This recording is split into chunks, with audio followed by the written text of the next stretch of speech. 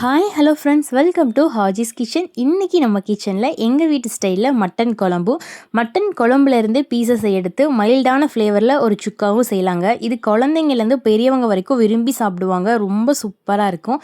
இந்த ரெசிபி எப்படி செய்யுதுன்னு பார்த்துடலாம் வாங்க. ஃபஸ்ட்டு நான் இதுக்கு 200 கிராம் அளவு சின்ன வெங்காயம், இந்த அளவு இஞ்சி பூண்டு, பட்டை ஒரு 7-8 பட்டை, ஒரு 10 கிராம்பு எடுத்திருக்கேன். இது மிக்ஸி ஜாருக்கு மாற்றி நல்லா ஃபைன் பேஸ்ட்டாக அரைச்சி எடுத்துகிட்டு வந்துடலாம். நான் இன்றைக்கி 1 கிலோ மட்டனை நல்லா க்ளீனாக வாஷ் பண்ணி எடுத்து வச்சுக்கிட்டேங்க. மசாலாவுக்கு தண்ணி ஆட் பண்ணாமல் நல்லா கெட்டியான பேஸ்ட்டாக அரைச்சி இந்த மாதிரி எடுத்துகிட்டு வந்துடலாம். மீடியம் சைஸில் தக்காளி ஒரு 3 தக்காளி இந்த மாதிரி கட் பண்ணி வச்சுருக்கேன். கொத்தமல்லி தழை 1 கப் எடுத்து வச்சுருக்கேன்.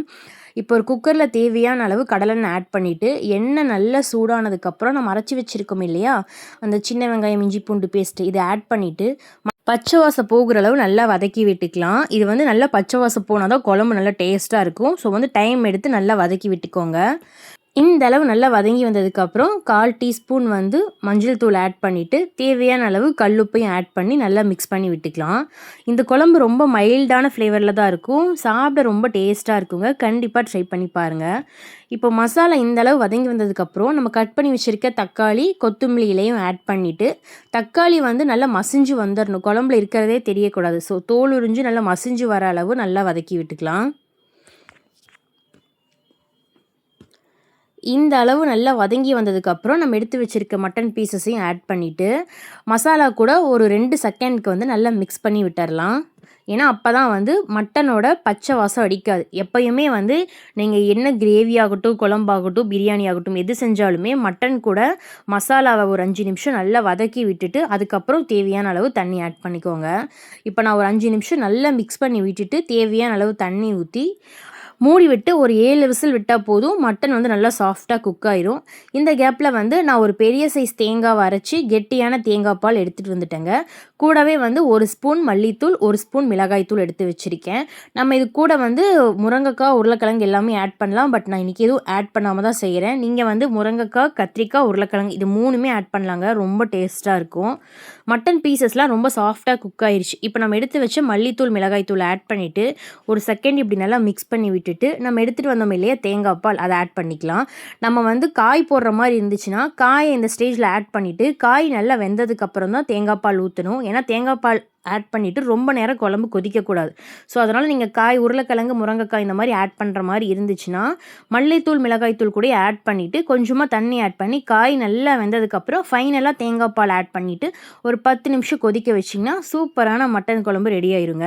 அவ்வளோதான், குழம்பு நல்லா கொதித்து கெட்டியான கன்சிஸ்டன்சியில் வந்துருச்சு. இப்போ நம்ம கொத்தமல்லி தலையை மட்டும் தூவி கேஸ் ஸ்டவ் ஆஃப் பண்ணிடலாம். இந்த குழம்பு ரொம்ப சூப்பராக இருக்கும். ரொம்ப ஸ்பைஸியாக இருக்காதுங்க, நல்லாயிருக்கும் சாப்பிட்றதுக்கு. ஸோ கண்டிப்பாக நீங்களும் ட்ரை பண்ணி பாருங்கள். இதே மெத்தடில் ட்ரை பண்ணிவிட்டு எப்படி இருக்குன்னு மறக்காமல் கமெண்ட் பண்ணுங்கள். இதிலேருந்து நான் கொஞ்சம் பீசஸ் எடுத்து தனியாக வச்சுக்கிறேன். ஏன்னா சுக்கா மாதிரி சாப்பிட்லான்னு சொல்லிட்டு ஒரு மீடியம் சைஸ் பெரிய வெங்காயத்தை இந்த மாதிரி கட் பண்ணி வச்சுக்கிட்டேங்க. ஒரு கொத்து கருவேப்பிலை, ஒரு 10 வரமிளகாய் கட் பண்ணி வச்சுக்கிட்டேன். ஒரு ஸ்பூன் மிளகுத்தூள் எடுத்து வச்சுக்கிட்டேன். இப்போ ஒரு கடாயில் தேவையான அளவு ஆயில் ஆட் பண்ணிவிட்டு, ஆயில் நல்லா சூடானதுக்கப்புறம் எடுத்து வச்ச கருவேப்பிலையும் வரமிளகாயும் ஆட் பண்ணிவிட்டு நல்லா பொரிஞ்சதுக்கப்புறம் பெரிய வெங்காயத்தையும் ஆட் பண்ணிட்டேன். இது நல்லா கோல்டன் ப்ரௌன் ஆகிற வரைக்கும் வதக்கி விட்டுக்கலாம். இதுவும் மைல்டாக தான் இருக்கும். உங்களுக்கு கொஞ்சம் ஸ்பைஸியாக வேணும்னா நீங்கள் வரமிளகாய் எச்சா ஆட் பண்ணிக்கலாம். இல்லைன்னா ஒரு ஸ்பூன் மிளகாய் தூள் ஆட் பண்ணிக்கோங்க. எங்கள் வீட்டில் பேபிஸ்லாம் இருக்கிறதுனால தான் நான் மிளகாய் தூள் எதுவும் ஆட் பண்ணல. பெப்பர் மட்டும் கொஞ்சமாக ஆட் பண்ணிக்கிட்டேன். இது ஸ்பைஸியாக சாப்பிட்டாலும் ரொம்ப சூப்பராக இருக்கும். பட் நான் இன்றைக்கி ஸ்பைஸியாக செய்யலை. ஸோ மட்டன் கொஞ்சம் பீசஸ் இந்த மாதிரி குழம்புலேருந்து எடுத்து வச்சுட்டேன். இப்போ வெங்காயம் இந்த அளவு ஆனதுக்கப்புறம் நம்ம வெங்காயத்துக்கு மட்டும் தேவையான அளவு சால்ட் ஆட் பண்ணிவிட்டு, கூடவே பெப்பர் எடுத்து வச்சோம் இல்லையா, அதையும் ஆட் பண்ணி நல்லா மிக்ஸ் பண்ணி விட்டுக்கலாம். இப்போ நம்ம குழம்புலேருந்து எடுத்து வச்சோம் இல்லையா, அந்த பீசஸ் ஆட் பண்ணி ஒரு 5 நிமிஷத்துக்கு நல்ல மசாலா கூட வதக்கி விட்டுட்டு ஃபைனலாக கொத்தமல்லி இலை கொஞ்சமாக ஆட் பண்ணி கேஸ் ஸ்டவ் ஆஃப் பண்ணிடலாங்க.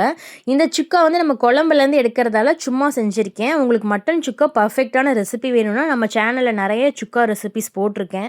வேணுங்கிறவங்க மறக்காமல் செக் பண்ணி பாருங்கள்.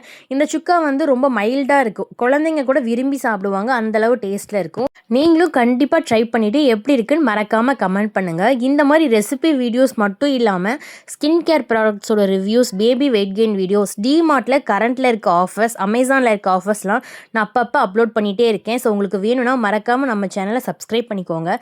நீங்கள் பண்ணுற ஒவ்வொரு சப்ஸ்கிரைபும் எனக்கு ரொம்ப பெரிய சப்போர்ட்டாக இருக்கும். ஸோ கண்டிப்பாக சப்போர்ட் பண்ணுங்கள். தேங்க்ஸ் ஃபார் வாட்சிங்.